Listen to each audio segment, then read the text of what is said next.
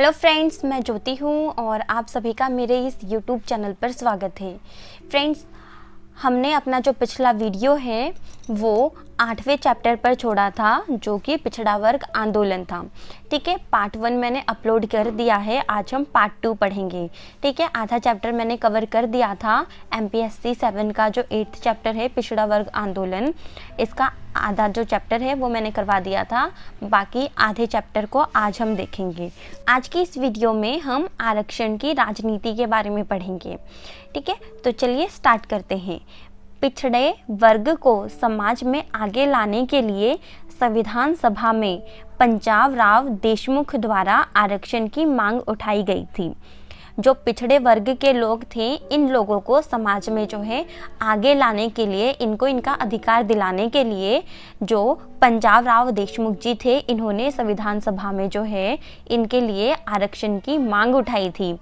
1950 में देशमुख जी ने अखिल भारतीय पिछड़ा वर्ग संघ, अखिल भारतीय पिछड़ा वर्ग संघ की नींव रखी थी। कब रखी थी? 1950 में रखी थी। पिछड़े वर्ग के नेताओं की मांग पर ही मंडल आयोग का गठन किया गया था। जो पिछड़े वर्ग के जो नेता थे, उन लोगों ने ही पिछड़े वर्गों के अधिकारों के लिए जो है मांग करनी स्टार्ट कर दी थी और उन्हीं के चलते ही मंडल आयोग का जो है गठन किया गया था। 1990 में जनता दल की सरकार, जो ये मंडल आयोग की मांग की गई थी, इसका गठन किया गया था, इसको जो है 1990 की जो जनता दल की सरकार थी, उन्होंने जो है इसको लागू किया गया था। और इसके नेता कौन थे? इसके नेता थे विश्वनाथ प्रताप सिंह जी, जिसके चलते केंद्र सरकार की नौकरियों में मंडल आयोग के लागू होने से जो है केंद्र सरकार की जो नौकरियां हैं, इन नौकरियों में जो पिछड़े वर्ग हैं, इनको 27% का जो आरक्षण आज भी हमें देखने को मिलता है, इसकी सिफारिश जो है मंडल आयोग द्वारा की गई थी। तो नौकरियों में जो केंद्र सरकार की नौकरी है, इनमें पिछड़ों को 27% आरक्षण देने की जो है व्यवस्था की गई थी। मंडल आयोग के लागू होने के बाद अनेक जातियां पिछड़े वर्ग में शामिल होने का प्रयास कर रही है। ठीक है, क्योंकि मंडल आयोग की सिफारिश पर ही जो पिछड़े वर्ग थे, उनको 27% नौकरियों में जो है 27% आरक्षण देने की व्यवस्था की गई। तो इसी के चलते जो अन्य जाति के लोग हैं, उन लोगों ने भी जो है नौकरियों में आरक्षण पाने के लिए जो है पिछड़े वर्ग में जो है शामिल होने का जो है प्रयास कर रहे हैं, ताकि उनको भी जो है 27% आरक्षण मिले और इस चीज़ का वो भी लाभ उठा सके। सबसे पहले पंजाब राव देशमुख ने पिछड़े वर्गों के कल्याण के लिए संविधान सभा में आरक्षण की मांग उठाई।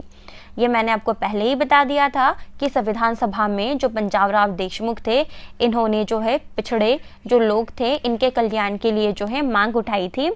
तो पंजाब राव देशमुख जी के बाद भीमराव अंबेडकर जी ने अनुसूचित जातियों के लिए व उच्च जातियों के एकाधिकार को समाप्त करने के लिए, जो भीमराव अंबेडकर जी थे, उन्होंने अनुसूचित जो जातियां हैं, इनके अधिकारों के लिए मांग की।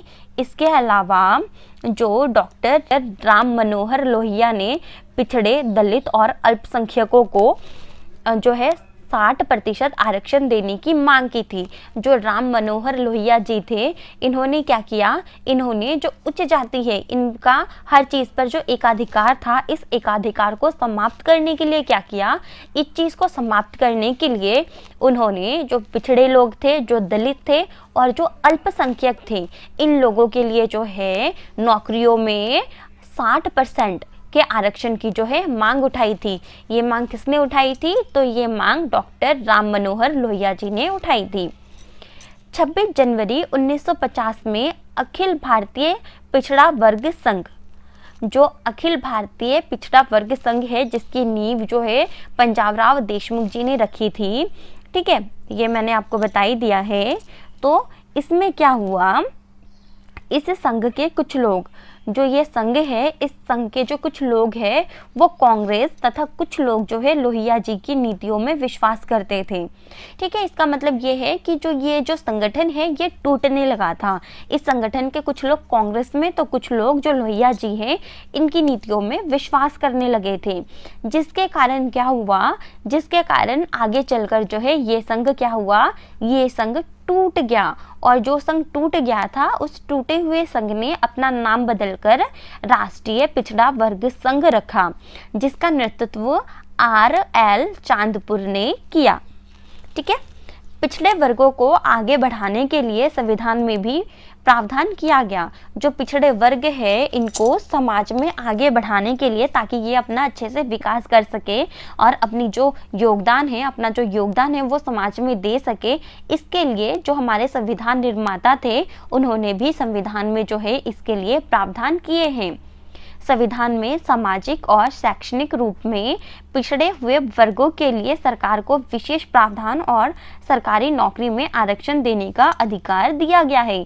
संविधान ने क्या किया, संविधान ने सरकार को सामाजिक और शैक्षणिक रूप से जो पिछड़े हुए वर्ग है उनके लिए जो है कुछ विशेष प्रावधान करने का जो है अधिकार जो है हमारे संविधान ने दिया है। तो हमने आरक्षण की राजनीति देख ली। आई होप कि आपको समझ में आ गया होगा। अगर आपको कोई क्वेरी है, कुछ समझ में नहीं आया हो तो कमेंट बॉक्स में कमेंट करके आप मुझसे पूछ सकते हैं, मैं आपको वहाँ पर जो है रिप्लाई कर दूंगी। अब हम देखेंगे उत्तर भारत व दक्षिण भारत में जो पिछड़े वर्ग है उनकी दशाओं के बारे में। उत्तर भारत की तुलना में दक्षिण भारत के लोगों की स्थिति में पहले बदलाव आया। जो उत्तर भारत के लोग थे उनकी तुलना में दक्षिण भारत के लोगों की स्थिति जो है पहले सुधरी। उन्होंने एकजुट होकर, क्योंकि जो दक्षिण भारत के जो लोग थे उन्होंने एकजुट होकर नौकरियों में आरक्षण की मांग करनी शुरू कर दी थी। ठीक है, और इस मांग के लिए जो है इन्होंने सामाजिक आंदोलन करने शुरू कर दिए, सामाजिक आंदोलन में भाग लेना शुरू कर दिया। दक्षिण भारत में पिछड़ा वर्ग आंदोलन मुख्य रूप से जो दक्षिण भारत है, दक्षिण भारत में पिछड़े वर्ग के जो लोग थे उन लोगों ने आंदोलन क्यों किया, उन लोगों ने जो है आंदोलन जो ब्राह्मणवादी जो व्यवस्था थी उस टाइम पे उसके खिलाफ जो है इन्होंने आंदोलन किया था। इसके अलावा पिछड़े वर्ग द्वारा उच्च जाति के रस्मों, जो दक्षिण भारत के लोग थे उन्होंने जो उच्च जाति के जो लोग थे उनकी जो रीति रिवाज, जो रस्में थी, जो प्रथाएं थी उनको अपनाना शुरू कर दिया, जिस कारण जो है उनकी दशाओं में सुधार हुआ। स्वतंत्रोत्तर काल से ही पिछड़े वर्ग समुदाय सरकार पर लगातार जो है दबाव डाले जा रहा था। ठीक है, अपनी स्थिति को सुधारने के लिए स्वतंत्रोत्तर काल से ही जो पिछड़ा वर्ग जो समुदाय है इन लोगों ने जो है सरकार पर दबाव डालना शुरू कर दिया था, जिसके कारण पिछड़े वर्गों को लाभ मिला। ठीक है, उन्होंने मांग करनी स्टार्ट कर दी, जिसकी वजह से जो है उनकी जो है हालत धीरे धीरे सुधरने लगी। इसके अलावा जो दक्षिण भारत के जो लोग थे इन लोगों ने पिछड़ा वर्ग आयोग का गठन किया। ठीक है, पिछड़ा वर्ग आयोग का गठन किया, जिसके चलते जो है उनकी जो है दशा में सुधार आई, उनका जो स्थिति है वो बदला और उनको जो है लाभ हुआ। उत्तर भारत में पिछड़े वर्ग की स्थिति में सुधार देर से हुआ। जो उत्तर भारत के लोग थे उनकी स्थिति में सुधार देर से क्यों हुआ, क्योंकि उत्तर भारत के जो लोग थे, इस क्षेत्र के जो लोग थे वो संस्कृतिकरण की ओर जो है बढ़ रहे थे। जहां उत्तर भारत के जो पिछड़े वर्ग है वो संस्कृतिकरण की ओर बढ़ रही थी, उधर दक्षिण भारत के जो पिछड़े वर्ग थे इन्होंने जो है अपना आधार उच्च जातियों में खोजना स्टार्ट कर दिया। इन्होंने अपना आधार उच्च जातियों में खोजना स्टार्ट किया और उच्च जाति की जो रीति रिवाज, जो रस्में हैं, जो प्रथाएं हैं उनको अपनाना स्टार्ट कर दिया, जिससे जो है उनकी स्थिति में सुधार जो है उत्तर भारत के जो पिछड़े वर्ग के लोग थे उनकी तुलना में जल्दी आया। तो फ्रेंड्स, ये रही मेरी आज की ये वीडियो। आई होप कि आपको समझ में आ गया होगा। अगर आपको समझ में नहीं आए तो कमेंट बॉक्स में कमेंट करके आप मुझसे पूछ सकते हैं, वहाँ पर मैं आपको रिप्लाई कर दूँगी।